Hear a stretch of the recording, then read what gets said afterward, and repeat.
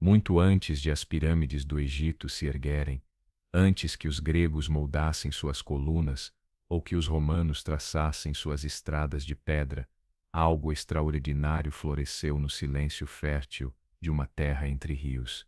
Foi ali que surgiu a primeira grande civilização da humanidade. Essa região, que os antigos gregos chamariam de Mesopotâmia, literalmente entre rios, se estendia entre o Tigre e o Eufrates. Rios que nasciam nas montanhas do leste da atual Turquia e seguiam serpenteando até o Golfo Pérsico, irrigando vastas planícies que hoje fazem parte do Iraque. Foi nessas terras que o ser humano se reuniu pela primeira vez em cidades. Ali se inventou a escrita, nasceram as leis, e o olhar humano se voltou às estrelas, buscando entender seu lugar no universo. As primeiras formas de vida urbana, as regras da convivência, os gestos que moldam o cotidiano, tudo começou nesse espaço fértil e sagrado. Essa história nos leva a mais de 12.000 anos atrás, quando as primeiras comunidades se fixaram após o fim da última era glacial. Ela atravessa os séculos até o ano 539 antes da nossa era, quando Ciro o Grande conquistou a Babilônia e encerrou um dos capítulos mais antigos da civilização. Foram tempos em que reis ergueram impérios com tijolos de barro e ferramentas de bronze. Escribas deixaram marcas em tábuas de argila com símbolos em forma de cunha. Arquitetos construíram templos que buscavam tocar o céu, e essas palavras, gravadas no barro e depois endurecidas pelo fogo, sobreviveram mais do que muitos monumentos de pedra. A primeira página da história humana começou a ser escrita na chamada Crescente Fértil, quando o gelo recuava e a humanidade aprendia a viver em conjunto. Por volta do 10º milênio antes de Cristo, o clima foi se tornando mais ameno e estável. No sudoeste asiático, grupos de caçadores e coletores que por gerações seguiram os ritmos das estações começaram a notar algo novo. Algumas plantas, como o trigo selvagem e a cevada, cresciam com abundância em certas áreas, e foi aí que aos poucos algumas comunidades decidiram permanecer por mais tempo em um mesmo lugar. As primeiras aldeias eram simples, pequenos conjuntos de cabanas redondas, feitas de barro e cana. Lugares como Tel Morebeto ou Abu Huraira, no que hoje é a Síria, nos mostram os primeiros traços de uma vida estável. Ainda caçavam gazelas, ainda colhiam pistaches silvestres, mas já não viviam inteiramente à mercê do tempo. No Vale do Jordão, uma dessas comunidades foi além. Jericó, talvez a cidade habitada continuamente mais antiga do mundo, começou a tomar forma há cerca de 11.000 anos. Seus habitantes construíram muros de pedra, não apenas para suas casas, mas como proteção. Levantaram torres, cujos propósitos ainda despertam a curiosidade dos arqueólogos. Mais ao norte, na região da Anatólia, surgiu outro assentamento notável, Çatalhöyük. Ali, as casas foram construídas tão próximas que não havia ruas. O acesso se dava pelos telhados. As pessoas andavam de uma casa a outra como se estivessem dentro de uma grande colmeia de barro. Mas a verdadeira revolução não estava nas paredes nem nas casas, ela acontecia nos campos. Com paciência e um olhar atento, essas primeiras comunidades começaram a domesticar plantas, escolhiam aquelas com grãos maiores, mais fáceis de colher, e com o tempo, o pasto selvagem foi se transformando em trigo cultivado. Assim nasceu, discretamente, a agricultura. Os animais também passaram por mudanças. Primeiro vieram os urus, os antecessores selvagens do gado atual, que começaram a ser criados por sua carne, leite e pele. Depois vieram as ovelhas, as cabras, os porcos. A caça deixava de ser a única forma de garantir alimento. Essa transformação, a revolução agrícola, foi lenta, mas profunda. Espalhou-se gradualmente por todo o arco fértil que liga o Golfo Pérsico ao Mediterrâneo. Pela primeira vez os seres humanos produziam mais comida do que precisavam para o dia a dia, e com esse excedente, algo novo se tornou possível, a especialização.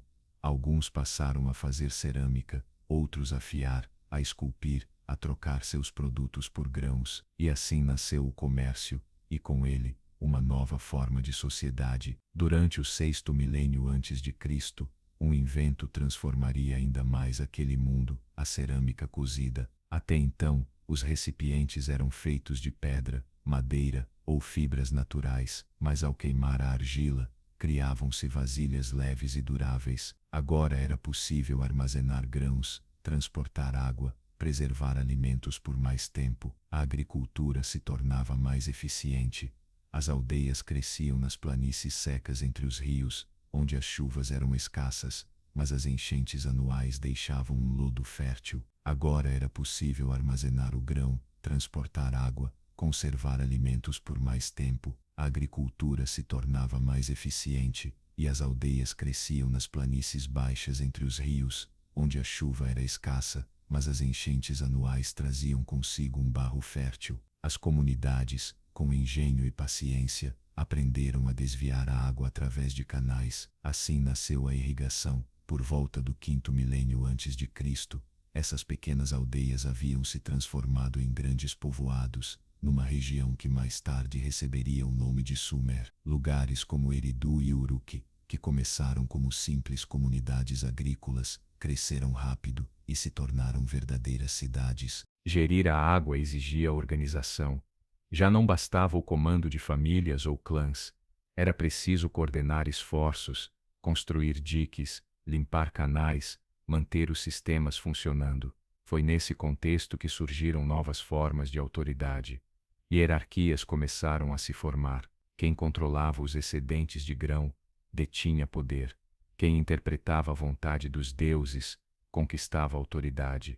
Assim nasceram os templos. Primeiro como simples altares, depois como grandes centros religiosos, econômicos e administrativos. Ali se armazenava o alimento, distribuía-se a comida e realizavam-se rituais para garantir boas colheitas. A religião também se transformava. As forças da natureza, às vezes generosas, às vezes destruidoras, passaram a ser compreendidas como manifestações divinas. A água, a seca, as tempestades, já não eram só fenômenos, eram mensagens. Era preciso entendê-las, aplacá-las, reverenciá-las. No centro desse processo silencioso, a argila ganhou novo valor, tornou-se o primeiro suporte da memória humana. Não havia papel, nem tinta, mas mãos sábias moldavam tábuas úmidas e deixavam nelas marcas profundas. No início, eram pequenos objetos de barro com formas simples, que representavam quantidades, uma bolinha para uma ovelha, um cone para um jarro de grãos. Com o tempo, essas formas viraram símbolos, e os símbolos viraram escrita. A humanidade havia inventado algo que mudaria para sempre seu destino, a linguagem escrita. As primeiras palavras da história não foram poemas nem orações, foram registros, contas, listas de objetos, transações envolvendo grãos, animais, cerâmica. Era a contabilidade dos templos que exigia aquele novo idioma, e com ele começava a história escrita. A partir de pictogramas simples, nasceu um sistema mais abstrato, a escrita cuneiforme. Seu nome vem das pequenas cunhas que os escribas pressionavam sobre a argila com estiletes de junco talhado. Com ela, não só era possível registrar, mas também transmitir ideias complexas, compartilhar conhecimento, preservar mitos. Com o passar do tempo, essas tábuas de barro passaram a conter hinos aos deuses, tratados médicos, listas de estrelas, receitas, orações, contos e leis. A voz de uma civilização que florescia no silêncio das planícies inundadas começava a ecoar pelos séculos. Nas primeiras cidades sumérias, a vida girava em torno dos templos. Ali, não trabalhavam apenas sacerdotes. Havia cozinheiros, oleiros, tecelões, agricultores, contadores. As cidades não eram apenas aglomerações humanas, eram organismos vivos, com bairros, mercados, áreas cerimoniais, zonas de produção e grandes armazéns. Uma das mais antigas cidades conhecidas chegou a ocupar mais de 200 hectares e abrigava dezenas de milhares de pessoas. No centro, erguia-se um templo pintado de branco, sobre uma plataforma que dominava o horizonte. Aquela construção monumental, não era apenas um local de culto, era também o coração econômico e administrativo da cidade. O templo era o centro pulsante. Ao seu redor, outras cidades começaram a florescer. Eridu, considerada a mais antiga, Lagash, Nippur, Kish, Uma, cada uma com sua própria divindade protetora, seus templos, seus governantes, eram cidades-estado autônomas. Às vezes cooperavam, outras vezes entravam em conflito. Cada cidade possuía uma identidade única.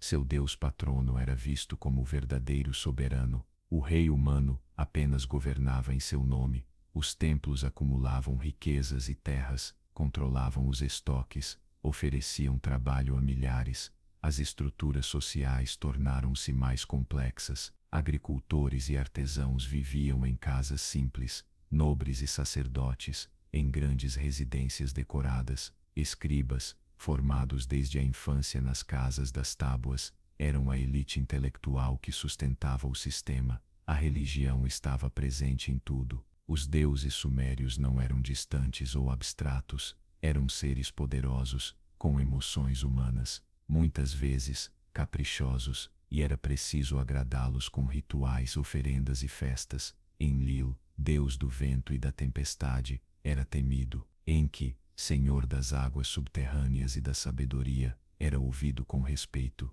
Inanna, deusa do amor e da guerra, era celebrada com paixão. Cada cidade elevava seu deus acima dos demais, e os conflitos entre cidades também eram lidos como disputas entre divindades. Com o tempo, a autoridade dos templos passou a dividir espaço com uma nova figura, o rei. No início, em tempos de crise, nomeava-se um lugal, literalmente grande homem, para liderar o povo em batalhas ou catástrofes naturais, mas alguns desses líderes mantiveram o poder mesmo após a crise. Assim nasceram as dinastias. Com o tempo, o rei não era apenas um chefe militar, tornava-se uma figura sagrada, não um deus, mas alguém escolhido pelos deuses.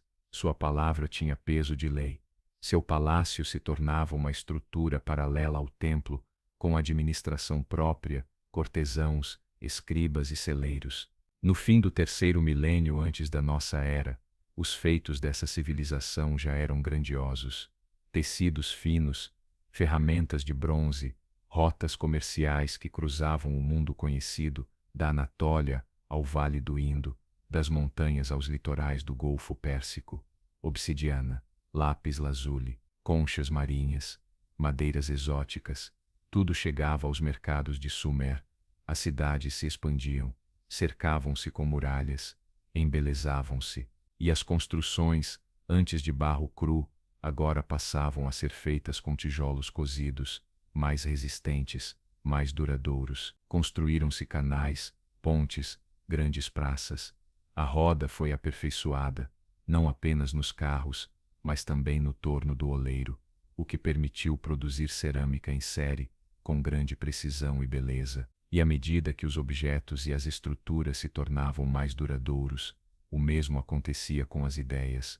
Surgiram os mitos, nasceu a literatura. Numa das tábuas mais antigas, é contada a história de Gilgamesh, rei de Uruk, que após a morte de seu amigo Enkidu, parte em uma jornada em busca da imortalidade. Ele não a encontra, mas descobre algo ainda mais profundo, que a verdadeira eternidade está nas marcas que deixamos no mundo, nas cidades que construímos, nas histórias que contamos. Esse relato, considerado a primeira grande obra épica da humanidade, ainda hoje ressoa com força surpreendente. Nele, surgem perguntas que continuam vivas: o que significa ser humano? Qual é o sentido da vida? Como lidamos com a morte? Mas nem tudo era harmonia na terra entre rios. Com o crescimento vieram também os conflitos. As cidades competiam por recursos, água, terras férteis, rotas comerciais. As disputas eram constantes e muitas vezes terminavam em guerra. Eram erguidos exércitos, templos eram saqueados, campos destruídos. A prosperidade andava de mãos dadas com a violência. E então, nesse cenário fragmentado, surgiu uma figura que mudaria o rumo da história: Sargão, o rei de Acádia. A partir de uma cidade ao norte, Não muito distante da atual Bagdá, esse líder de língua semita iniciou uma campanha que o levaria a criar o primeiro grande império da história, mas isso já é outro capítulo da nossa viagem pela cuna da civilização. No norte das terras mesopotâmicas, longe dos pântanos do sul e das muralhas brancas de Uruk, uma nova cultura crescia, à margem das antigas cidades-estado. Era uma cultura aparentada, mas distinta. Falavam uma língua de raízes semíticas e, embora herdassem técnicas e costumes dos sumérios, mantinham sua identidade própria. Nesse ambiente fértil, entre colinas e vales próximos ao que hoje é Bagdá, uma cidade cujo local exato ainda é desconhecido, começou a ganhar destaque: Acádia. Dali surgiria uma das figuras mais influentes da antiguidade, Sargão. Seu nome significa rei legítimo, e sua lenda começa com um nascimento humilde. Segundo as inscrições que ele mesmo mandou gravar, era filho de uma jardineira e cresceu entre tarefas simples. Uma versão posterior, já envolta em elementos míticos, conta que foi colocado numa cesta e lançado ao rio, salvo milagrosamente como outros heróis em diferentes culturas séculos depois. Mas além do mito, sabemos que Sargão ascendeu até se tornar copeiro do rei de Kish, uma das cidades do norte, e em circunstâncias ainda obscuras, tomou o poder e consolidou sua autoridade com uma visão inédita para sua época. Ele não queria apenas governar uma cidade, queria uni-las todas sob um mesmo comando, e conseguiu. A partir do ano 2334 antes da nossa era, iniciou uma campanha militar que o levou a derrotar Lugalzagese, rei de Uruk, que havia tentado reunir as cidades sumérias sob seu domínio. A vitória de Sargão não foi apenas uma conquista militar, foi uma mudança de paradigma. Pela primeira vez, um só homem governava dezenas de cidades, desde o Golfo Pérsico até o Mediterrâneo. Para manter essa nova estrutura, Sargão criou uma rede de governadores, muitas vezes seus parentes, para administrar as cidades conquistadas. Estabeleceu o acádio como idioma oficial do império e promoveu a padronização de pesos e medidas, facilitando o comércio e a cobrança de tributos. Mais que o poder militar, foi a organização que consolidou seu legado. Ele também fundou um exército profissional, com milhares de soldados que, segundo relatos, comiam à sua mesa. Essa força permanente permitia sufocar rebeliões e ampliar sua influência, levando não apenas armas, mas também ideias, tecnologias e cultura. Durante décadas, Sargão governou um território tão vasto como jamais se havia visto. Ao morrer, deixou o trono para seus filhos, que enfrentaram o desafio de manter unido um império diverso, repleto de línguas, deuses e tradições diferentes. Seus sucessores enfrentaram rebeliões internas e ameaças externas, mas um deles, seu neto Naram-Sin, conseguiu restaurar o controle e levar o império ao seu auge. Naram-Sin foi o primeiro a ir além na divinização do poder. Não apenas dizia ter sido escolhido pelos deuses, passou a ser representado como um deus em si. As inscrições traziam seu nome com o símbolo divino. As estelas o mostravam maior que os outros, usando uma coroa com chifres, símbolo reservado às divindades. Essa transformação do rei em ser divino revelava tanto a ambição imperial, quanto a necessidade de manter a autoridade sobre um território tão vasto. Mas essa grandeza também anunciava sua queda. Governar um império dessas proporções com os meios de transporte e comunicação da época era uma tarefa monumental. As revoltas se multiplicavam, povos submetidos resistiam ao controle central. As tensões internas se intensificavam, e do leste surgiu uma nova ameaça, os Guti, povos das montanhas que, após décadas de instabilidade, começaram a atacar com força crescente. Por volta do ano 2154 antes da nossa era, o Império Acádio caiu. As cidades antes unificadas se fragmentaram novamente. A grandeza ruiu, e uma sensação de perda se espalhou entre os povos que viveram à sombra de Acádia. Mas embora o império tenha desaparecido, o modelo que Sargão criou não se perdeu. A ideia de um poder central, de uma administração imperial, de uma língua unificadora. Tudo isso permaneceu na memória coletiva. Durante séculos, muitos tentariam repetir o que Sargão havia feito, e cada um, em seu tempo, olhou para Acádia como quem contempla um mito de origem. Após a queda do Império Acádio, a Mesopotâmia mergulhou em uma fase de fragmentação e instabilidade. O poder central desapareceu, e as cidades antes unidas sob a força de um único soberano voltaram a se fechar sobre si mesmas. Era uma época de incertezas, marcada pelas incursões de povos alheios à tradição urbana mesopotâmica.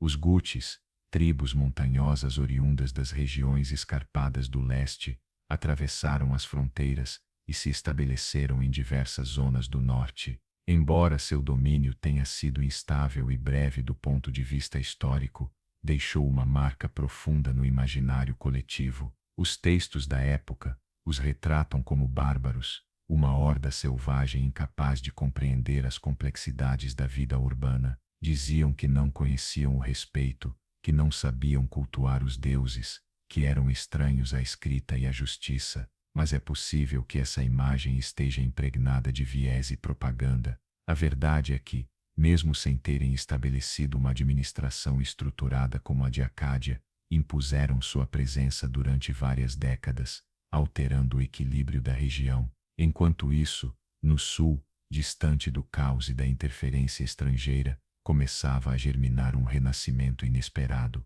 As cidades sumérias, herdeiras de uma tradição milenar, voltavam a ganhar força, não pela conquista, mas por meio de um florescimento cultural, religioso e artístico, que resgatava o melhor do passado e o adaptava a um presente transformado. Os historiadores modernos chamam esse período de renascimento neo-sumeriano.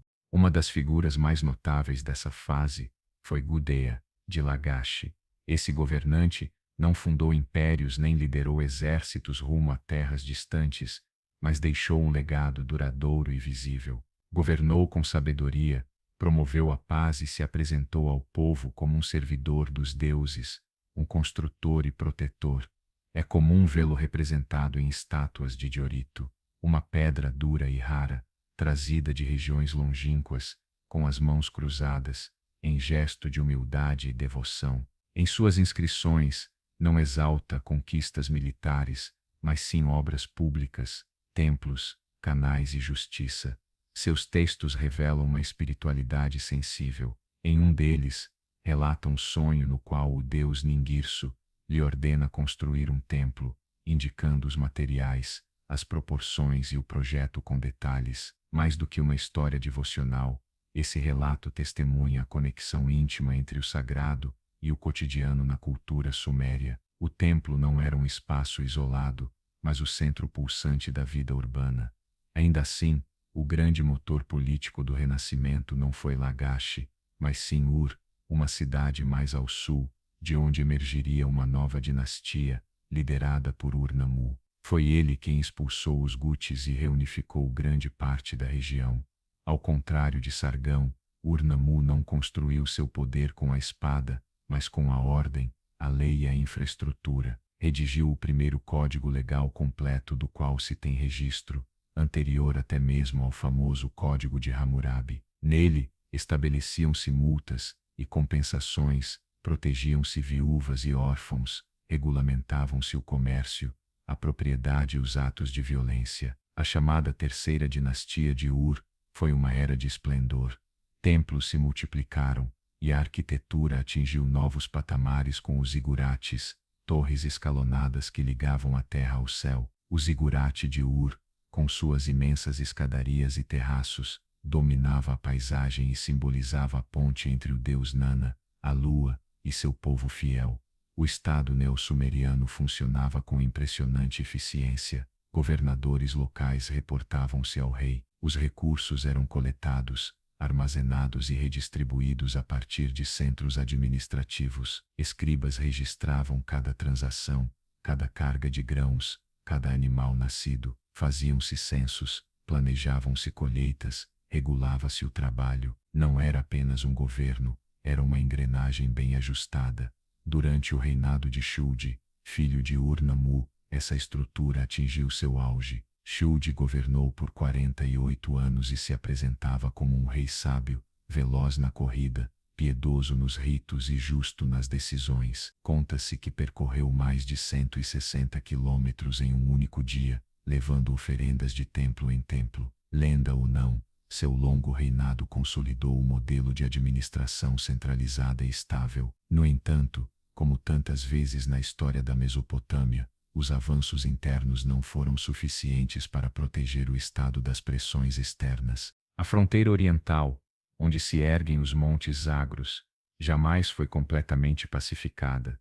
Povos nômades e seminômades, atraídos pela riqueza das cidades, começaram a se infiltrar, a se estabelecer em regiões periféricas e a desafiar o poder central. Ao mesmo tempo, os sistemas de irrigação, que durante séculos sustentaram a agricultura, começaram a mostrar sinais de desgaste. A salinização do solo aumentava a cada ciclo de rega, reduzindo a fertilidade da terra. O clima tornava-se mais instável. Diante desse cenário de tensões, os governadores das províncias mais distantes começaram a agir com crescente autonomia, até que alguns deixaram de reconhecer a autoridade do centro. Por fim, por volta do ano 2004, antes da nossa era, a cidade de Ur foi conquistada por povos oriundos do que hoje é o sudoeste do Irã. Seus templos foram saqueados, seu rei capturado. Assim, encerrava-se uma era brilhante. As tábuas de argila, que sobreviveram, relatam esse fim, com uma serenidade que corta como lâmina, uma voz que não grita, mas revela, com profundidade e dor, a queda de um mundo inteiro. A cidade foi profanada, seus habitantes dispersos, os deuses deixados sem altar e o rio coberto de corpos. E, ainda assim, a cultura que haviam construído não se perdeu.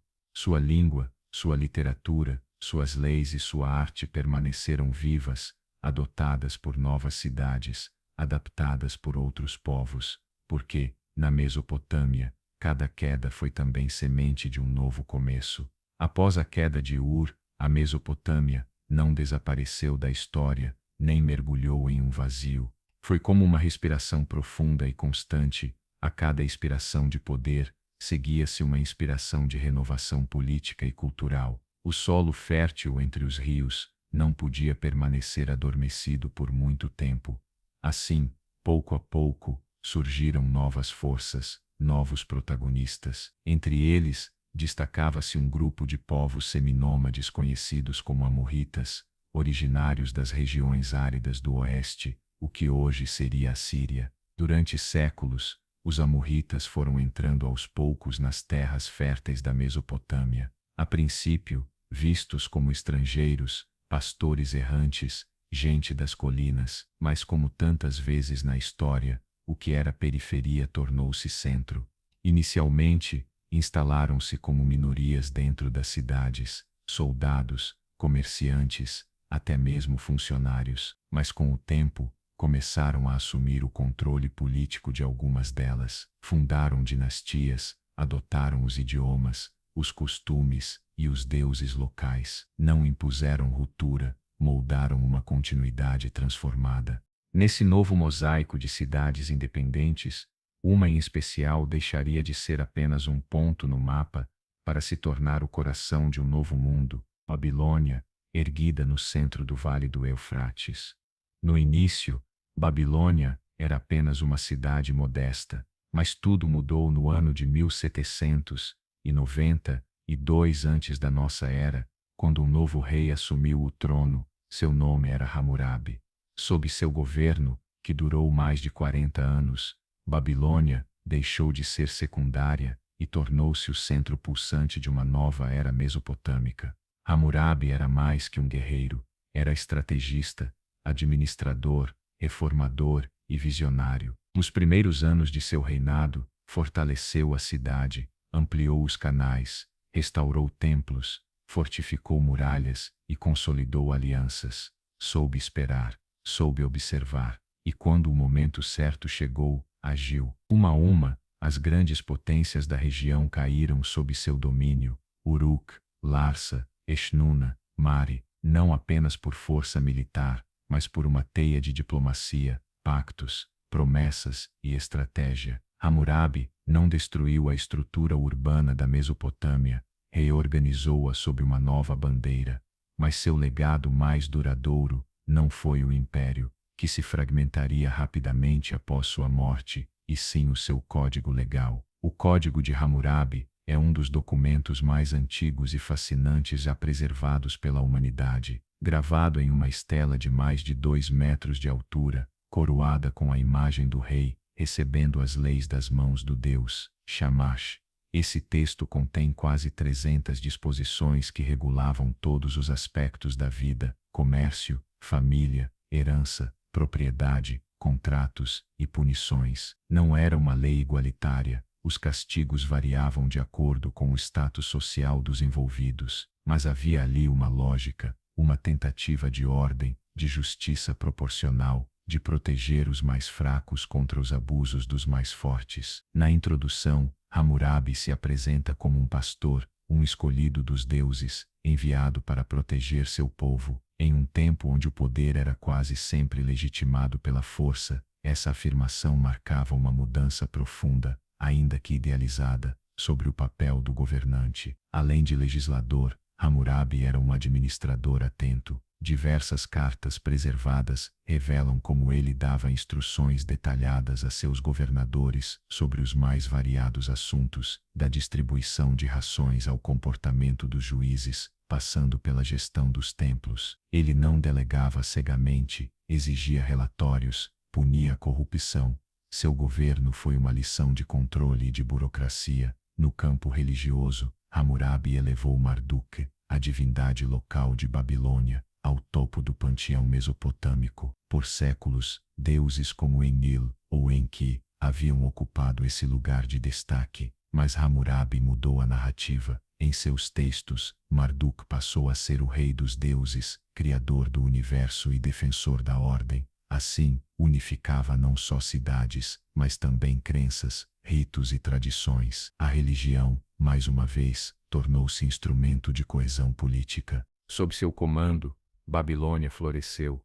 Suas ruas se enchiam de comerciantes, artesãos, sacerdotes e soldados.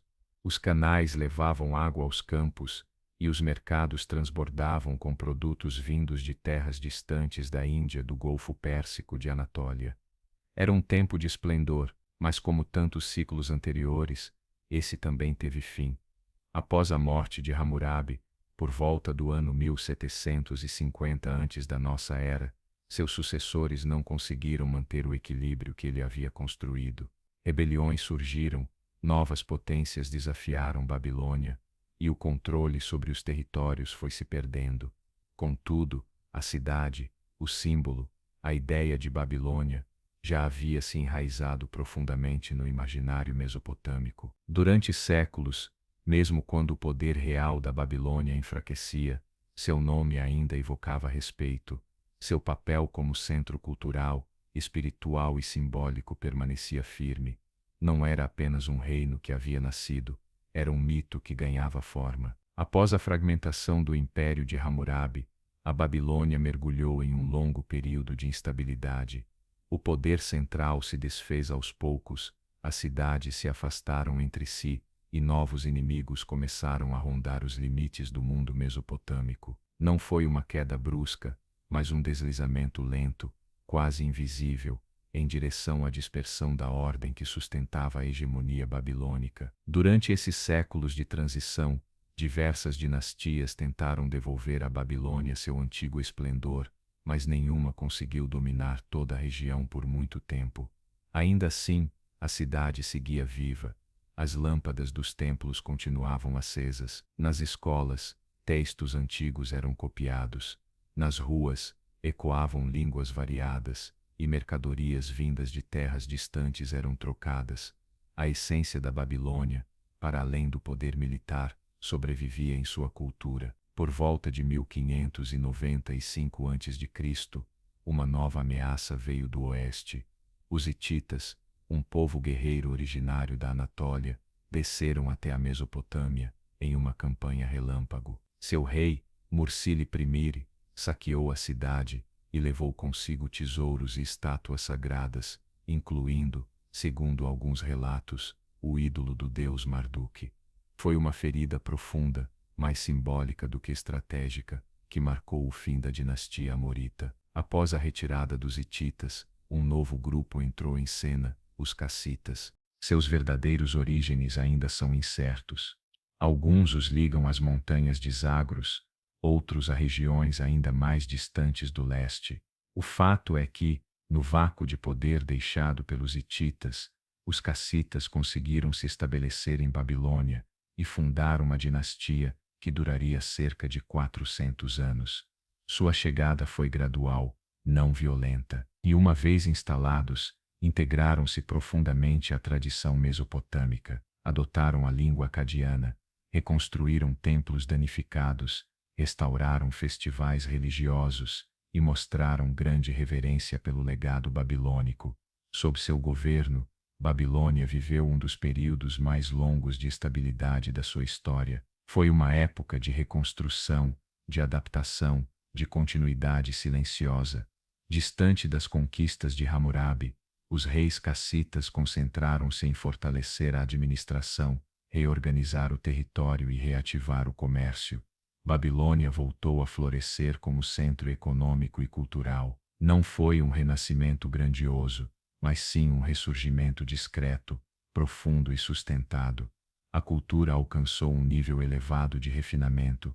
As escolas de escribas, conhecidas como Egal, floresceram. Ali, gerações de jovens aprendiam a ler e escrever em cuneiforme, não apenas em acádio, mas também em sumério, que, embora já não fosse falado, continuava sendo a língua da erudição e dos rituais. Os estudantes copiavam antigos mitos, listas de reis, tratados médicos e textos legais, preservando uma memória histórica de valor incalculável.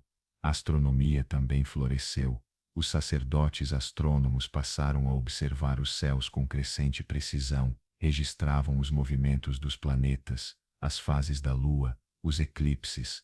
Faziam isso, em parte, por motivos religiosos, na tentativa de interpretar os sinais que os deuses deixavam no firmamento.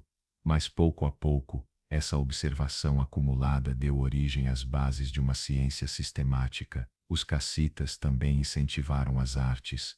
Nesse período, os selos cilíndricos, pequenos cilindros esculpidos usados para estampar imagens sobre argila, atingiram um nível de detalhe extraordinário. Os temas retratados eram diversos: cenas mitológicas, banquetes, procissões rituais. Cada selo era uma obra de arte em miniatura, uma história esculpida na pedra. No plano político, os cassitas seguiram uma linha de atuação relativamente pacífica. Estabeleceram relações diplomáticas com o Egito, Mitanni e o Império Hitita. Cartas encontradas nas ruínas de El Amarna, no Egito, revelam um mundo de reis que se tratavam como iguais, trocavam presentes, uniam suas famílias por meio de casamentos e redigiam mensagens com extremo cuidado. Esse equilíbrio diplomático trouxe uma era de estabilidade regional sem precedentes. Mas, como tudo, essa paz também teve um fim.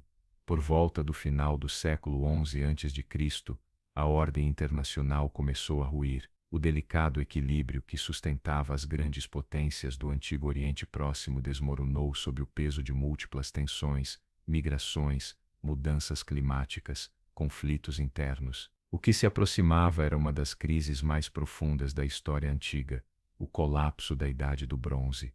Para a Mesopotâmia, o fim da era cassita chegou na forma de invasões. Do leste, povos oriundos do que hoje conhecemos como o sudoeste do Irã lançaram campanhas devastadoras contra a Babilônia.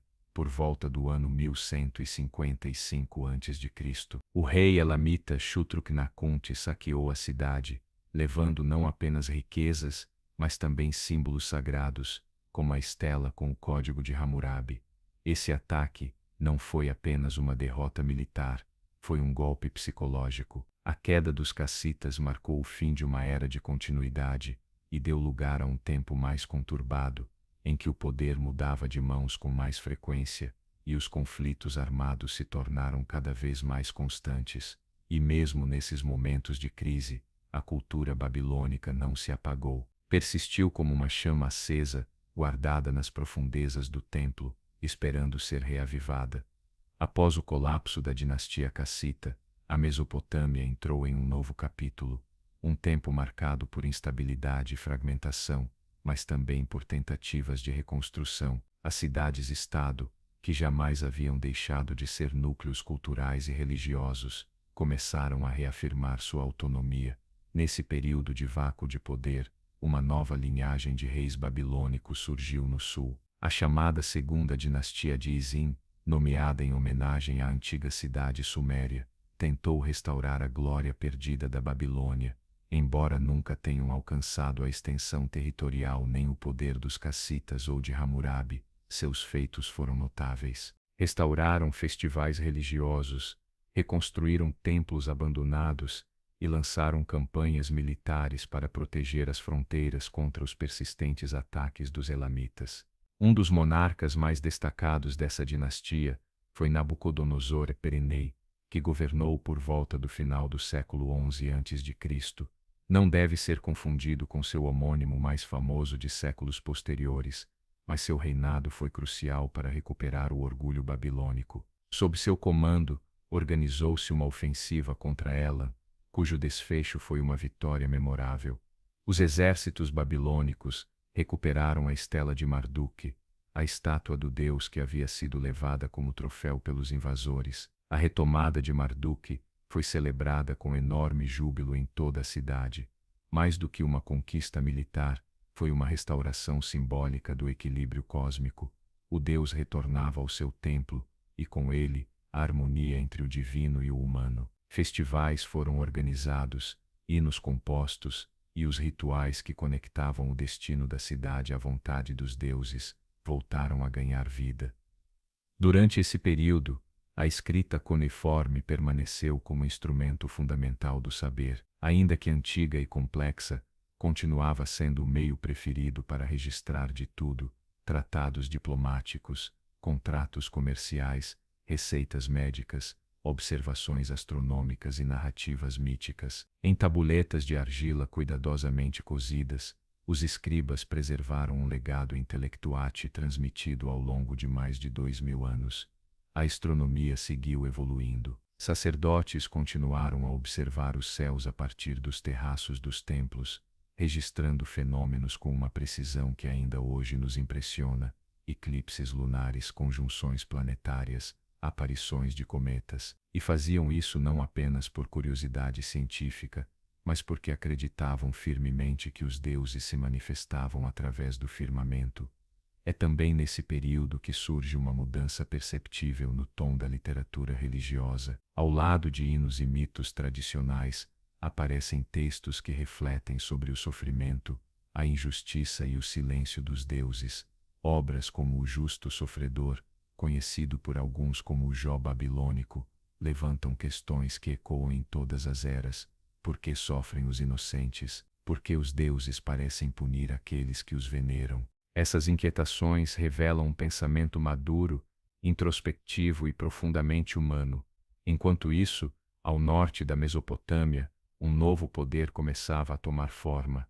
Os assírios, por séculos um povo mercador centrado na cidade de Assur, passaram a demonstrar ambições imperiais. Aproveitando a fragilidade da Babilônia e de seus vizinhos, os reis assírios iniciaram a expansão de seus domínios, primeiro nas terras altas ao redor, depois avançando em direção ao próprio coração do sul mesopotâmico. A transformação da Assíria, de uma cidade mercante a um império militar, foi rápida, deliberada e implacável. Reis como Haddad-Nirari e Salmanasar iniciaram campanhas que buscavam não apenas tributos ou rotas comerciais, mas a incorporação direta de territórios a um sistema centralizado e eficiente e frequentemente brutal. Surgia assim um novo protagonista, um que, nas décadas seguintes, mudaria para sempre o equilíbrio de poder no Antigo Oriente Próximo. E ainda assim, no meio de toda essa tensão crescente, Babilônia não desapareceu. Ferida, mas orgulhosa, manteve-se como centro espiritual, cultural e simbólico.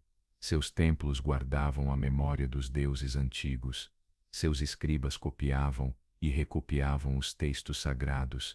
Seu povo olhava para o passado com reverência e para o futuro com esperança silenciosa. O mundo mesopotâmico estava mudando, novos impérios nasciam, novas ameaças se desenhavam no horizonte, mas nas margens do Eufrates, à sombra dos antigos zigurates, ainda pulsava uma promessa ancestral, a de que o conhecimento, a fé e a memória são forças que podem resistir até mesmo à fúria do tempo. O surgimento do Império Assírio não foi apenas o ascenso de um novo poder militar, representou uma reconfiguração total do cenário político da Mesopotâmia e das regiões vizinhas. Os assírios não apenas conquistavam, eles redesenhavam. Onde chegavam, impunham uma administração rigorosa, estabeleciam o aramaico como língua franca e substituíam estruturas locais por governadores leais ao trono de Nínive.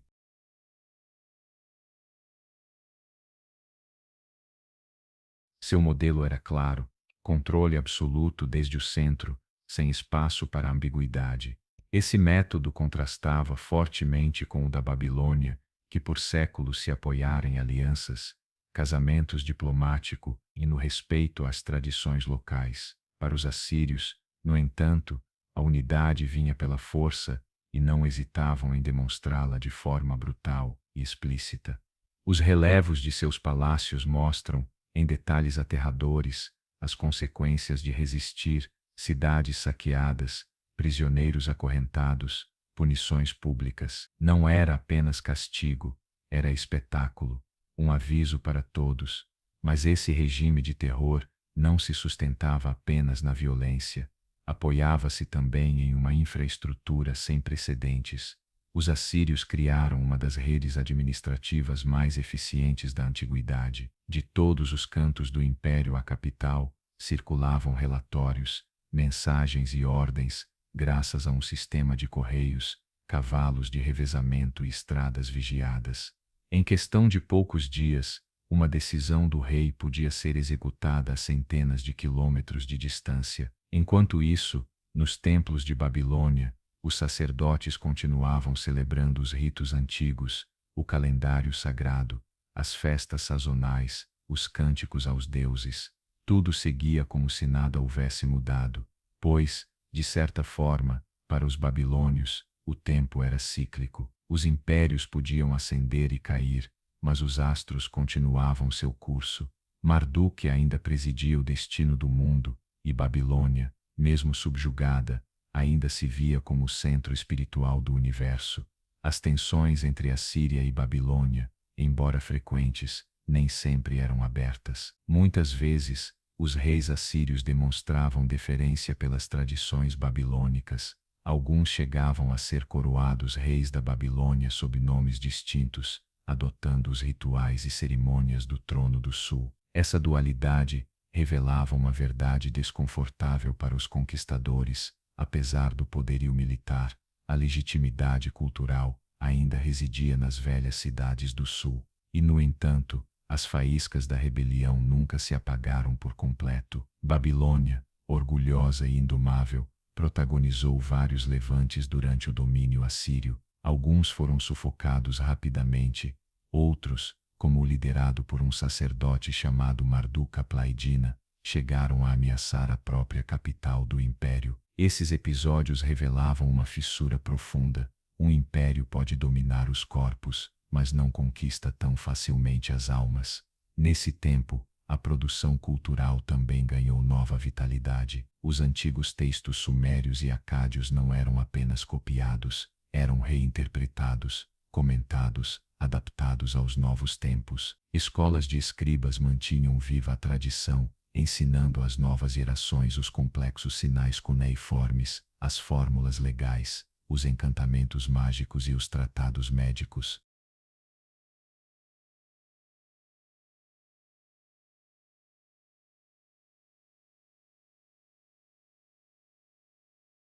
A cidade, embora dominada, era ainda um caldeirão intelectual. A astronomia, em especial, atingiu novos níveis de sofisticação.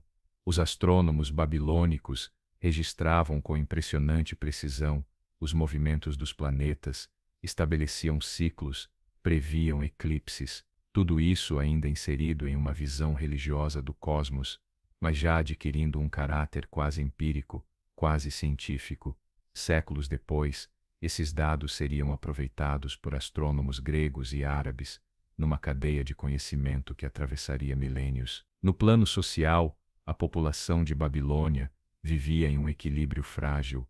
A maioria era formada por agricultores e artesãos, que dependiam dos canais para irrigar seus campos e dos templos para organizar a vida comunitária. Os comerciantes mantinham redes que alcançavam o Golfo Pérsico, o Levante e as terras altas do Irã.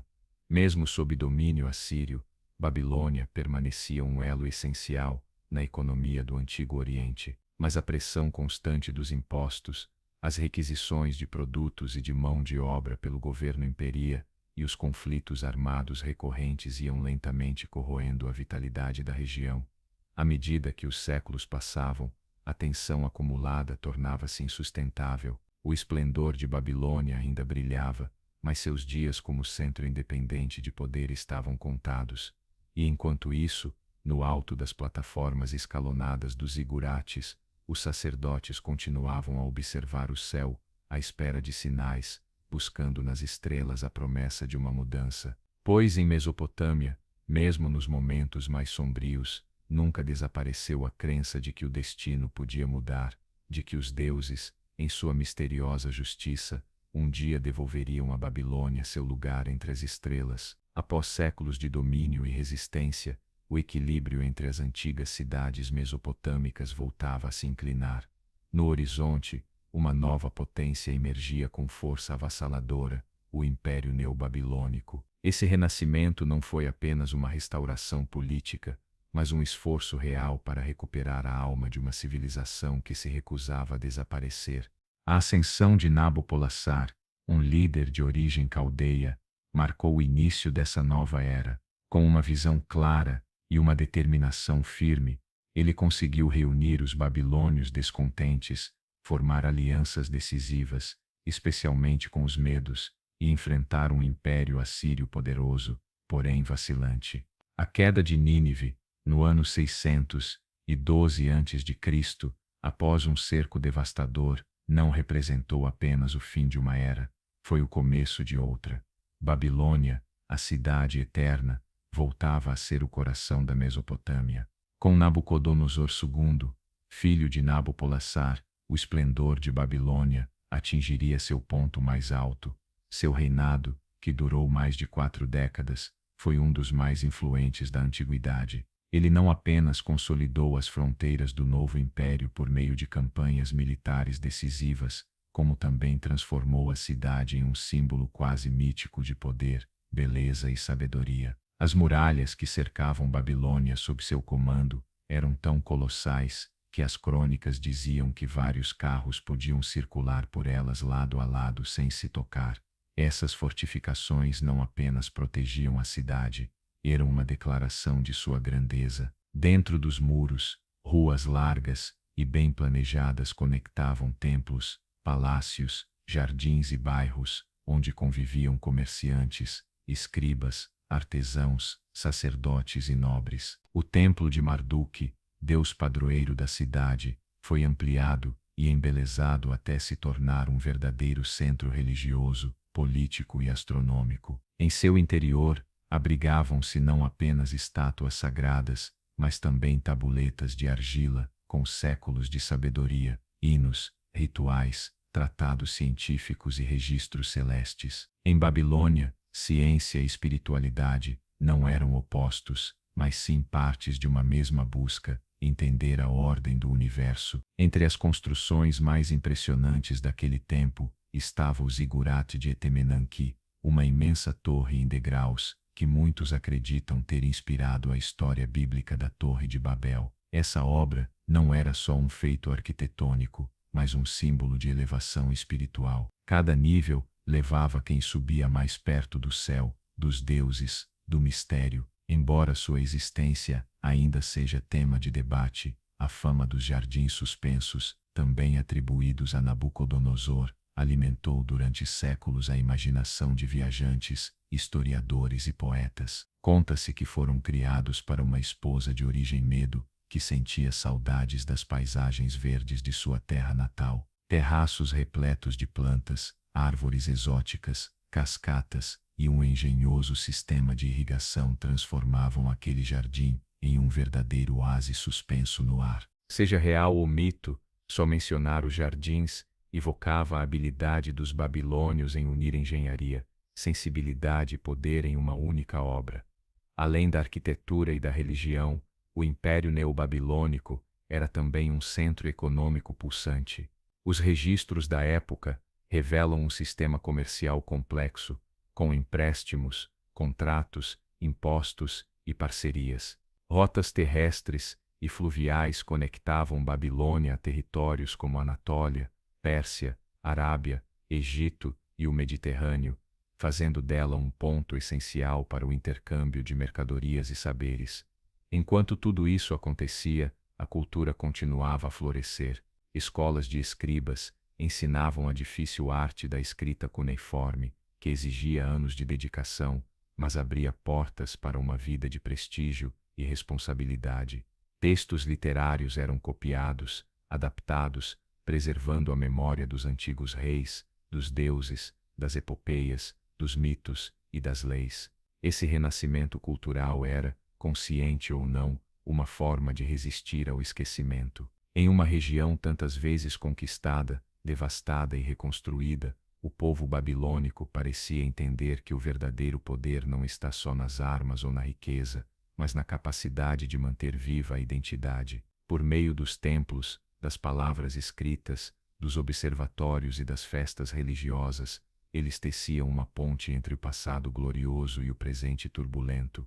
Mas como em todos os ciclos da história mesopotâmica, o esplendor não duraria para sempre. Enquanto Babilônia vivia um de seus momentos mais brilhantes, no leste os persas começavam a crescer sob o comando de um homem que mudaria para sempre o destino da região, Ciro, o Grande. Assim, enquanto os templos ainda ecoavam os cantos a Marduk e as estrelas, continuavam sendo observadas das altas varandas, uma nova transformação se aproximava. Mais uma vez os destinos de deuses, homens e reis se cruzariam naquela vasta planície entre rios. Nos últimos anos do Império Neobabilônico, a estabilidade que antes o definia começava a ruir por dentro. A morte de Nabucodonosor II deixou um vazio difícil de preencher. Seu filho, Amel-Marduk, conhecido por algumas fontes como Ivel-Merodach, não possuía nem o carisma, nem a habilidade administrativa do pai. Seu curto reinado expôs a fragilidade de um sistema muito centralizado em um único grande rei. Logo, o poder passou a ser disputado. Os anos seguintes foram marcados por uma sucessão de governantes cujo acesso ao trono parecia mais fruto de intrigas palacianas do que de méritos claros. Entre eles, uma figura intrigante que fascina historiadores e teólogos, Nabonido. Seu reinado é lembrado não por conquistas militares ou arquitetônicas, mas pelo comportamento político e religioso incomum. Nabonido desafiou tradições profundas ao promover o culto ao deus lunar Sin, acima do todo-poderoso Marduk, protetor de Babilônia. Esse ato foi visto por muitos como uma heresia e um risco para o equilíbrio cósmico, pois o bem-estar do império estava ligado ao favor divino. Excluir Marduk dos rituais principais, especialmente do importante festival de Akitu, foi considerado não apenas uma ofensa aos deuses, mas uma ameaça à continuidade da ordem universal. Mais estranho ainda foi seu longo afastamento do trono. Durante quase uma década, Nabonido viveu na cidade oásis de Taima, no norte da Arábia. Os motivos ainda são debatidos: questões religiosas, doença, tensões internas. De qualquer forma, esse retiro deixou seu jovem filho, Belshazar, como regente em Babilônia, uma situação atípica que agravou ainda mais a instabilidade. Enquanto isso, nas montanhas do Irã, uma nova força crescia rápida e determinada. Ciro Pírio, conhecido como Ciro, o Grande, liderava a unificação dos povos persas e medos, tornando-se um dos conquistadores mais importantes da história. Seu método era diferente. combinava habilidade militar com respeito pelas culturas conquistadas, conquistando aliados onde outros só encontravam resistência. Quando os exércitos persas chegaram às fronteiras do Império Babilônico, no ano 539 AC, não encontraram uma nação forte e unida, mas um território dividido, com suas elites em conflito e seu povo desiludido.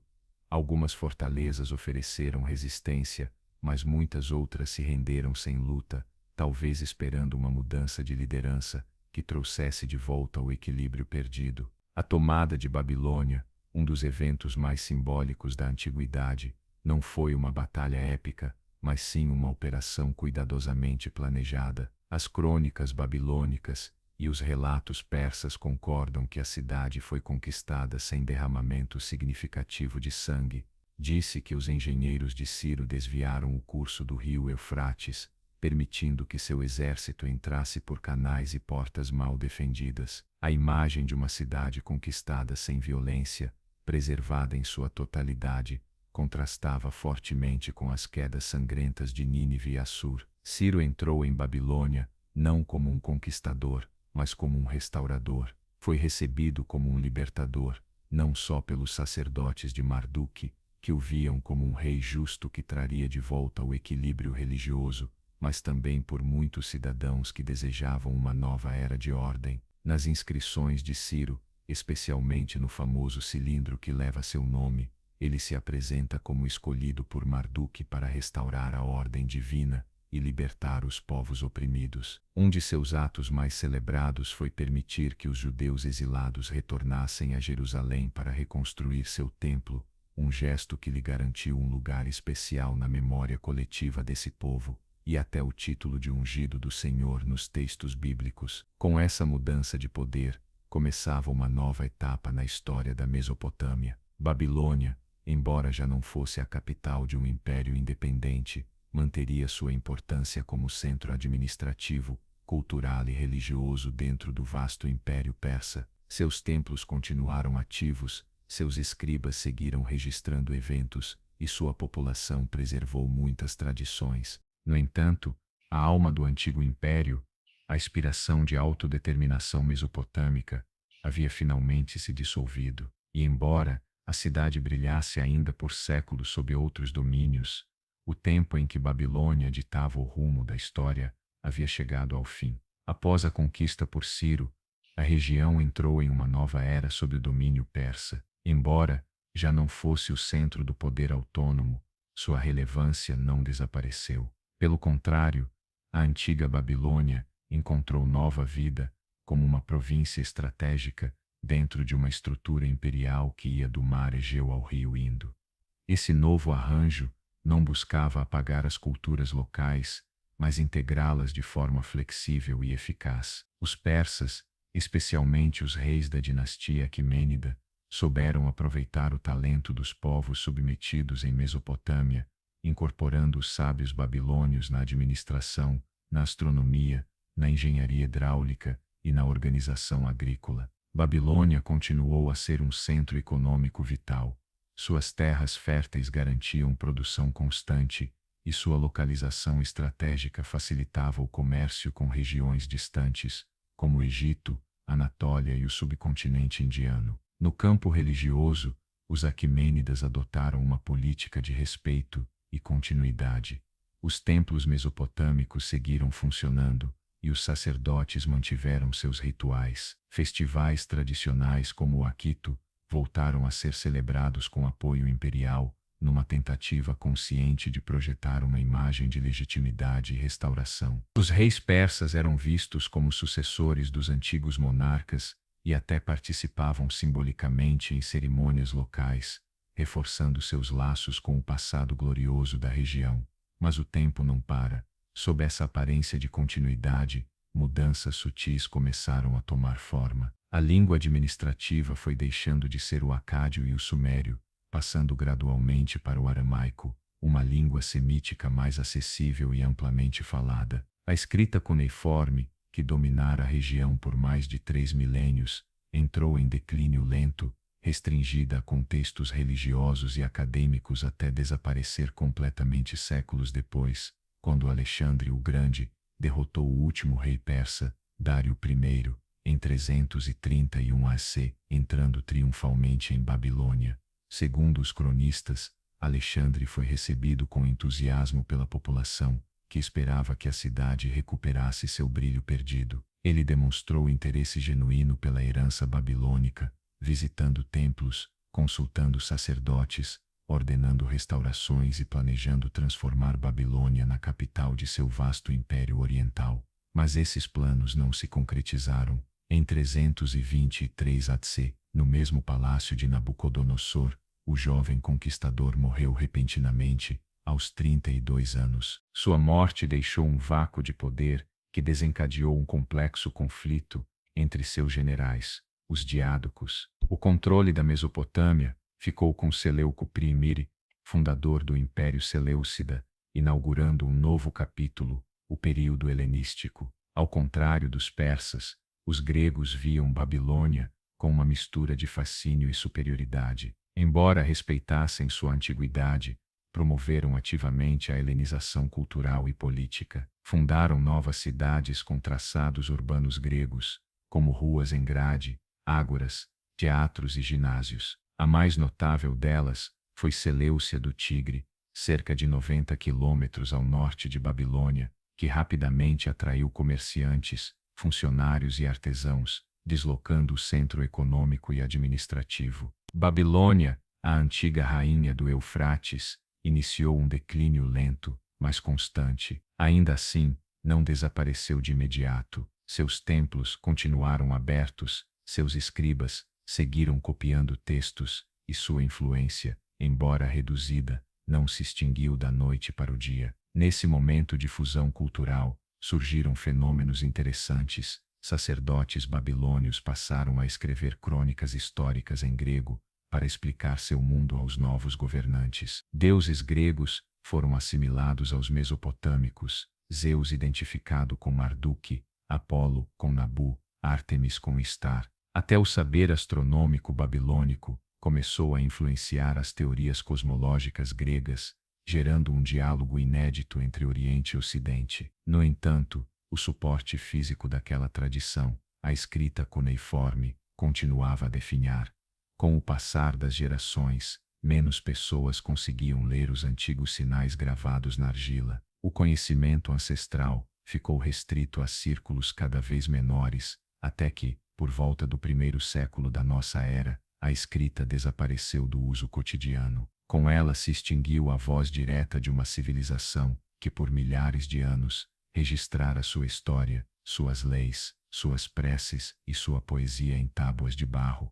Mas o mundo seguia seu curso. Depois dos Seleucidas, vieram os partos, depois os sassânidas, e depois os muçulmanos. Cada civilização trouxe sua visão, sua língua, sua religião, mas o solo sob seus pés ainda era o de Suméria, Acádia, Babilônia. E embora os nomes mudassem e os deuses fossem outros, a essência da Mesopotâmia seguia fluindo, silenciosa, como um rio subterrâneo. Sob o domínio dos partos, e depois dos sassânidas, Mesopotâmia passou por uma transformação progressiva, cultural e política. Já não era mais o berço do poder imperial, nem o epicentro das inovações religiosas ou científicas, mas continuava sendo um território crucial, disputado e valioso. Sua geografia fértil, banhada pelos rios Tigre e Eufrates, permanecia fonte fundamental de riqueza agrícola, e suas cidades, embora em decadência, mantinham uma vida vibrante, marcada pela diversidade de povos e crenças. A chegada dos partos, no século II a.C., um povo com raízes iranianas originário das estepes da Ásia Central, trouxe mudanças na forma de governar. Ao contrário dos gregos, cuja administração era mais centralizada e focada na helenização, os partos adotaram uma estratégia mais descentralizada e tolerante. Permitiam que as cidades mantivessem suas estruturas locais, que os templos funcionassem com relativa autonomia e que as línguas tradicionais convivessem com o grego e o aramaico, que já se tornara a língua franca do oeste asiático. Nesse período, alguns antigos centros mesopotâmicos como Uruk, Nippur e Bórsipa mantiveram certa vitalidade, embora claramente eclipsados por novas metrópoles como Seleucia do Tigre e Octesifonte, que surgiram como as capitais administrativa e cultural do novo poder parto. Nessas cidades, respirava-se uma mistura surpreendente. Templos dedicados a divindades ancestrais coexistiam com mercados onde se falavam múltiplos idiomas, desde o grego e o aramaico até dialetos iranianos e semíticos. A diversidade religiosa tornou-se uma característica fundamental do panorama espiritual mesopotâmico. O zoroastrismo, promovido pelos governantes iranianos, coexistia com antigas devoções mesopotâmicas, cultos helenísticos, religiões mistéricas da Ásia Menor e novas correntes que começavam a ganhar espaço silenciosamente.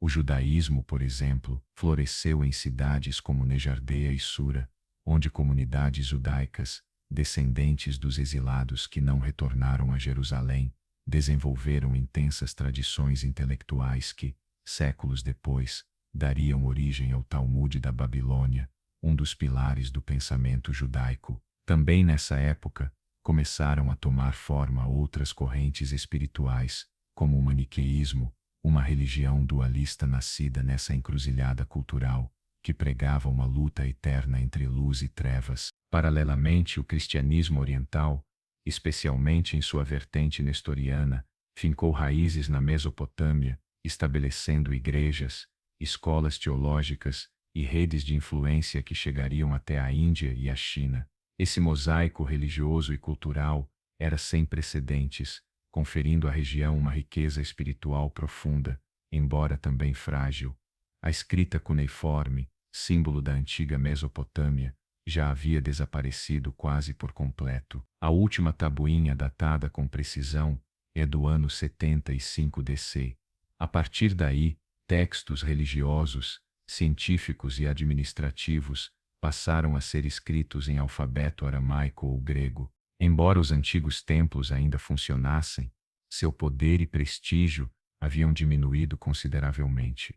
A memória viva da Suméria, Acádia e Babilônia se esvaía, levando consigo a conexão direta com aquele passado glorioso. Mas a terra seguia fértil, os canais continuavam a irrigar os campos, e a sabedoria acumulada, ao longo dos séculos, ainda influenciava formas de organização, sistemas de contabilidade, rituais e até a maneira de olhar para o céu. A astronomia mesopotâmica, por exemplo, já transformada em uma ciência matemática, foi uma das poucas tradições que conseguiram perdurar além da queda das civilizações originais. Muitos dos princípios usados pelos astrônomos gregos e até pelos primeiros cientistas islâmicos têm suas raízes em observações feitas a partir dos zigurates babilônicos, centenas ou milhares de anos antes. Nesse contexto de constante transformação, chegou o ano 224 DC, quando os Sassânidas, uma nova dinastia persa, derrubaram o poder parto e estabeleceram um império mais centralizado, ideológico e agressivo em sua política religiosa. Diferente dos partos, os Sassânidas promoveram o zoroastrismo como religião oficial, construindo templos de fogo e, em certos momentos, perseguindo comunidades consideradas heréticas ou estrangeiras, como cristãos e maniqueus. Mesmo assim, Mesopotâmia não perdeu sua importância. Ctesifonte, a capital sassânida situada às margens do Tigre, tornou-se uma das maiores e mais esplêndidas cidades do mundo antigo. Seu palácio, com o imenso arco de tijolos conhecido como Tak Kasra, impressionava tanto pelo tamanho quanto pela engenharia. Essa cidade, cheia de jardins, bazares e bibliotecas, concentrava não apenas o poder administrativo do império, mas também uma vida intelectual e artística notável. Nas margens desse esplendor, porém, os últimos vestígios do antigo mundo mesopotâmico começavam a se apagar. Os sacerdotes dos templos ancestrais já eram figuras marginais, suas práticas cada vez mais arcaicas, seus saberes transmitidos em círculos cada vez menores e isolados. A cada geração, uma parte do passado se perdia irremediavelmente, e ainda assim, como um eco persistente, A herança da Mesopotâmia continuava presente nos canais que irrigavam as terras, nos traços das cidades, na forma de medir o tempo, nas estrelas observadas do alto de uma torre. Mesmo que ninguém mais escrevesse em cuneiforme ou invocasse em Lilo ou Atar, o espírito daquela civilização seguia vivo, como uma corrente subterrânea que flui silenciosamente sob as camadas do tempo. À medida que o Império Sassânida consolidava seu poder na região, o cenário cultural e político da Mesopotâmia tornava-se cada vez mais complexo. A região vivia uma tensão constante entre seu passado glorioso e as demandas de um presente dominado por novas estruturas de poder. A antiga Babilônia, que um dia fora o coração pulsante da civilização humana, não passava de uma sombra de si mesma. Suas ruas, antes cheias de peregrinos, mercadores e sábios, agora permaneciam silenciosas, seus templos, parcialmente destruídos, seus jardins devorados pelo tempo. Porém, nem tudo era decadência. Nas sombras das ruínas, novos saberes floresciam. Mesopotâmia deixara de ser o centro de um império, mas transformara-se em um ponto de encontro de conhecimentos ancestrais, um terreno fértil para as religiões do livro, as ciências celestes e as doutrinas filosóficas vindas do Oriente e do Ocidente. Os zoroastrianos erguiam templos de fogo, os cristãos construíam igrejas simples, onde se discutiam ideias que alcançariam o coração da Ásia. Os judeus aprofundavam a interpretação da Torá e desenvolviam em academias rabínicas como as de Sura e Pumbedita, um dos textos mais influentes do pensamento religioso universal, o Talmud da Babilônia. Esse ambiente, embora fragmentado na aparência, abrigava uma efervescência intelectual comparável à de épocas gloriosas. As escolas judaicas debatiam intensamente sobre lei, moral e o destino do povo de Israel. Os sábios cristãos, influenciados pelo legado helenístico e pelo pensamento persa, refletiam sobre a natureza de Cristo, a criação e a salvação. Os seguidores de Mani, o profeta dualista, teciam uma visão do mundo baseada na luta eterna entre luz e trevas, uma visão que influenciaria até doutrinas góticas e correntes místicas posteriores. Nas cidades mais importantes, a população convivia entre ruínas milenares e novas construções de adobe e pedra.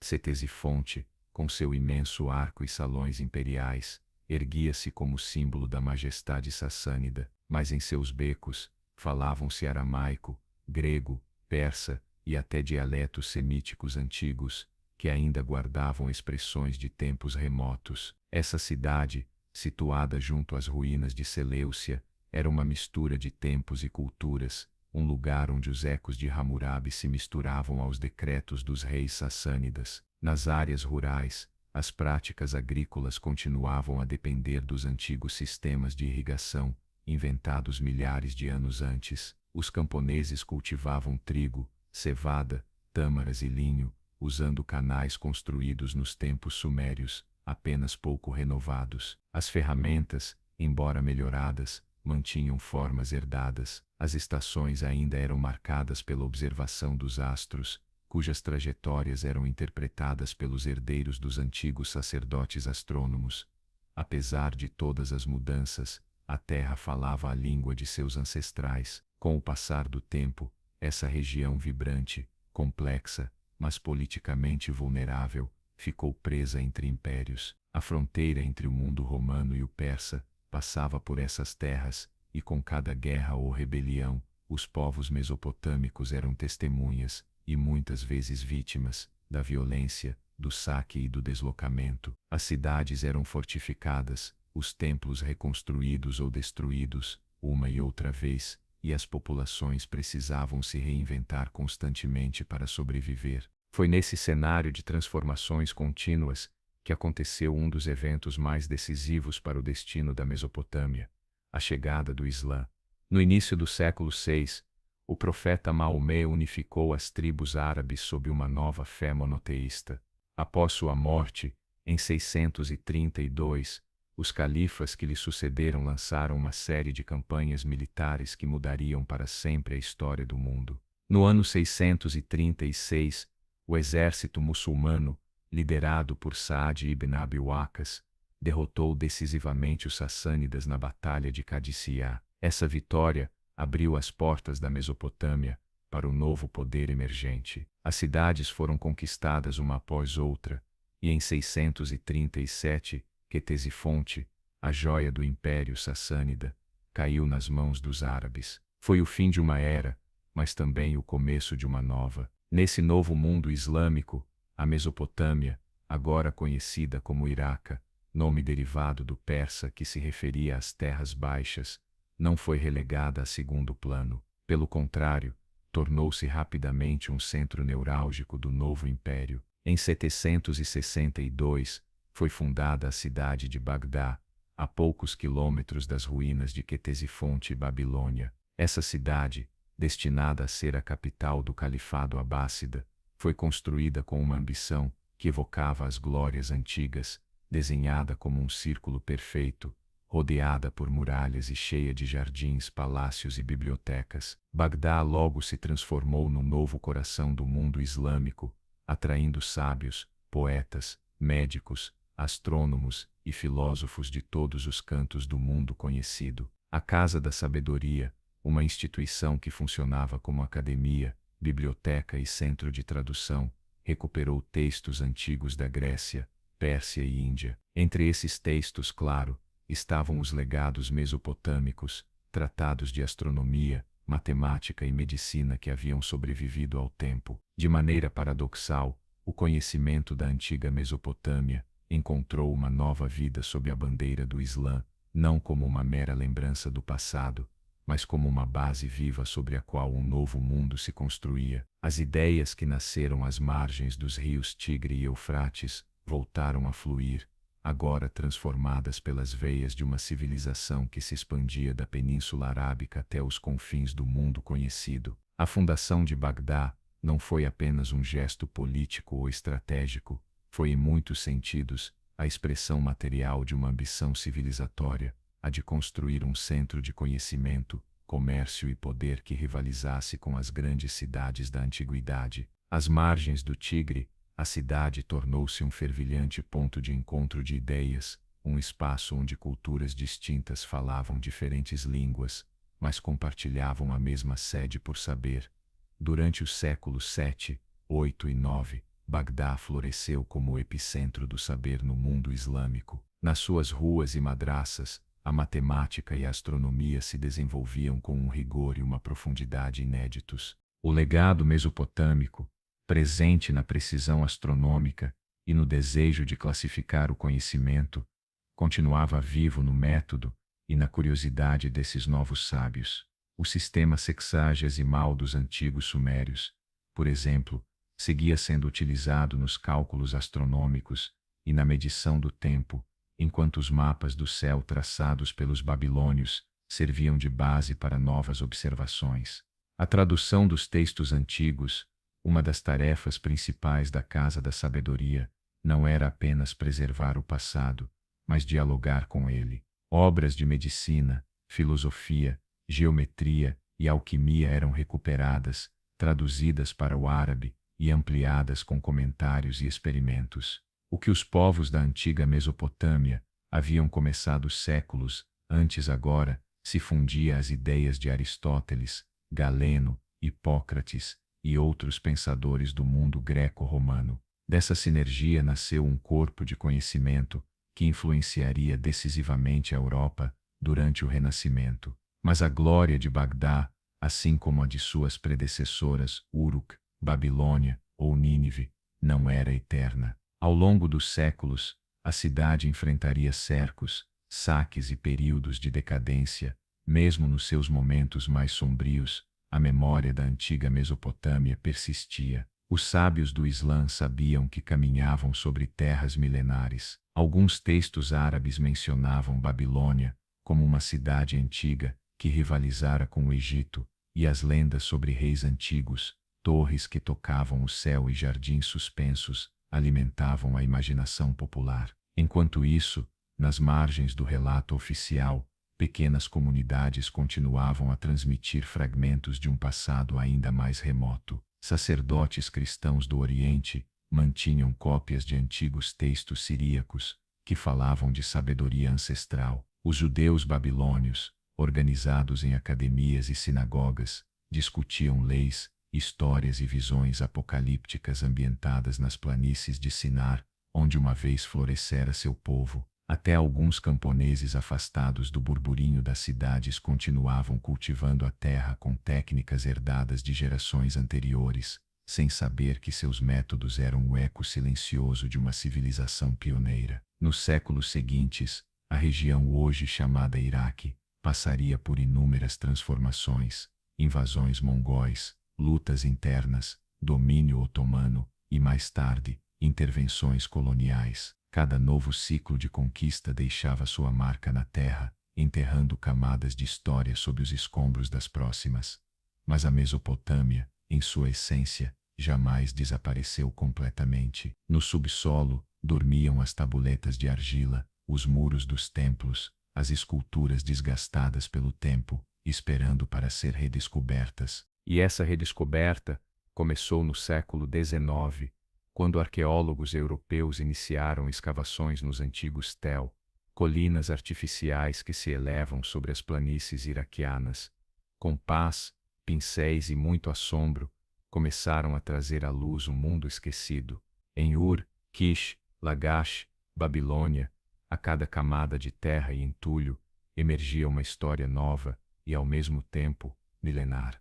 As tabuletas cuneiformes contavam aos milhares as vozes dos antigos mesopotâmicos, relatos de comércio, rituais, disputas legais, cânticos aos deuses, hinos, receitas médicas e observações astronômicas. Esse processo de recuperação foi lento e complexo, exigindo não só a tradução dos sinais, mas a reconstrução de mundos. Compreender que por trás daquelas cunhas gravadas na argila existia uma forma inteira de ver a vida, uma cosmovisão tão rica quanto a nossa. Foi então que o mundo moderno compreendeu que a Mesopotâmia não foi apenas mais um canto esquecido do passado, mas sim uma das verdadeiras raízes da civilização, uma matriz de ideias, tecnologias e símbolos que viajaram pelo tempo, mudaram, se adaptaram e ainda hoje fazem parte do nosso cotidiano mais presente. A redescoberta da Mesopotâmia nos tempos modernos não transformou apenas o campo da arqueologia, mas abalou as bases da história ocidental. Até então, muitas narrativas sobre a origem da civilização estavam centradas exclusivamente no Egito, Grécia ou Roma. Contudo, as escavações nas planícies entre o Tigre e o Eufrates revelaram algo revolucionário antes das pirâmides. Antes de Atenas, já existiam cidades organizadas, templos colossais, sistemas legais e formas complexas de escrita em Sumer e Akkad. A emoção com que os primeiros arqueólogos britânicos e franceses descobriam cada tabuinha, cada muro de adobe, cada selo cilíndrico, era comparável à sensação de abrir um baú selado por milênios. E não era só emoção, havia também perplexidade. Como poderia uma civilização tão avançada ter sido esquecida por tanto tempo? Como se apagou da memória coletiva a existência de reinos inteiros como Akkad e Uruk, que floresceram 1000 anos antes da fundação de Roma? O deciframento da escrita cuneiforme foi uma das grandes epopeias intelectuais do século XIX. Através de comparações entre inscrições em vários idiomas, como as da famosa inscrição de Beistum, os linguistas abriram caminho, pouco a pouco, para a compreensão dessa antiga escrita. E o que encontraram nesses textos superou todas as expectativas. Epopeias como a de Gilgamesh, códigos de leis como o de Hammurabi, tratados médicos, catálogos de estrelas, hinos religiosos e até exercícios escolares escritos por aprendizes de escriba. Cada tabuinha era um fragmento de memória. Algumas estavam quebradas, outras incompletas, muitas monótonas para o olhar moderno, mas todas carregavam o eco do pensamento humano mais antigo. Não se tratava apenas de resgatar fatos, datas ou nomes, mas de recuperar a experiência humana em sua forma mais original, escutar novamente as vozes de quem viveu há mais de 5000 anos. O mais surpreendente era que muitas dessas vozes soavam estranhamente familiares. O desejo de eternidade de Gilgamesh, a ansiedade pela justiça nos provérbios sumérios, A angústia diante da doença, o espanto diante das estrelas, sentimentos universais e reconhecíveis. Num mundo que mudou tanto, a arqueologia mesopotâmica nos devolvia um espelho onde podíamos ver refletidas as nossas próprias perguntas fundamentais. Paralelamente às descobertas arqueológicas, os museus do mundo se encheram de artefatos mesopotâmicos, os touros alados de Nínive, as estátuas de Gudea, as tabuinhas com mapas celestes ou registros contábeis começaram a ocupar vitrines em Londres, Paris, Berlim e Nova York. O fascínio pelo mundo mesopotâmico cresceu rapidamente, tanto no meio acadêmico quanto no imaginário popular. Babilônia virou símbolo de poder e mistério, Ur sinônimo de origem, Gilgamesh um arquétipo do herói trágico em busca do sentido da vida. No entanto, esse interesse global por Mesopotâmia não esteve isento de controvérsias. Muitas peças foram extraídas sem consentimento das autoridades locais, levadas para o exterior durante períodos coloniais. Hoje, as discussões sobre a restituição do patrimônio arqueológico mesopotâmico estão mais vivas do que nunca. A questão não é apenas legal ou museológica, mas ética, a quem pertence o passado, e como garantir que os povos, cujas raízes estão enterradas nesses solos possam também reencontrar sua própria história. Enquanto isso, no Iraque, o legado da Mesopotâmia enfrenta múltiplas ameaças contemporâneas. Guerras, saques e instabilidade põem em risco muitos sítios arqueológicos. Em alguns casos, antigos templos foram destruídos, em outros, tabuinhas valiosíssimas desapareceram no mercado negro, mas apesar dessas perdas, a memória da Mesopotâmia segue viva, tanto na comunidade científica, quanto nos corações daqueles que veem nessa terra, não só um espaço geográfico, mas a verdadeira cuna da humanidade. Porque a história da Mesopotâmia, no fundo, não é uma história morta, é uma corrente que continua a fluir sob a superfície, em cada cidade moderna que se ergue sobre suas ruínas, em cada palavra que pronunciamos sem saber sua origem, em cada ideia sobre lei, escrita, calendário ou justiça, há um pedaço daquela civilização que ainda pulsa. Num mundo em constante mudança, lembrar os começos não é um exercício de nostalgia, mas uma forma de reencontrar o que nos faz humanos. A história da Mesopotâmia não terminou com uma catástrofe ou um ato final cheio de glória ou ruína. Ela se desvaneceu como as coisas que cumprem seu propósito, lenta, imperceptivelmente, fundindo-se ao ambiente e transformando-se em outra coisa. Uma língua deixou de ser falada, uma escrita deixou de ser traçada, um templo deixou de acender seus fogos, e ainda assim, nada disso foi realmente o fim. Porque o que nasceu ali não dependia só de suas cidades, nem de seus reis, nem sequer de seus deuses. O que nasceu ali foi uma forma de pensar o mundo, uma estrutura invisível que passou de geração em geração, às vezes intacta, às vezes distorcida, mas sempre viva. Em cada civilização posterior que tentou organizar seu tempo, explicar os céus, redigir leis ou escrever poesia, havia um fragmento da Mesopotâmia, mesmo que ninguém soubesse. Os ecos de Gilgamesh continuam a ressoar nos mitos modernos, as formas da justiça babilônica refletem-se nas nossas noções legais, os traços que um dia marcaram a argila vivem agora não em tabuinhas, mas nos signos com os quais escrevemos nossas histórias hoje. E assim como um rio que não cessa, ainda que mude seu curso, a herança daquela civilização flui em silêncio, não como um império ou um povo, mas como uma corrente subterrânea que alimenta nossas raízes. E talvez isso seja o mais próximo da imortalidade que uma cultura pode alcançar.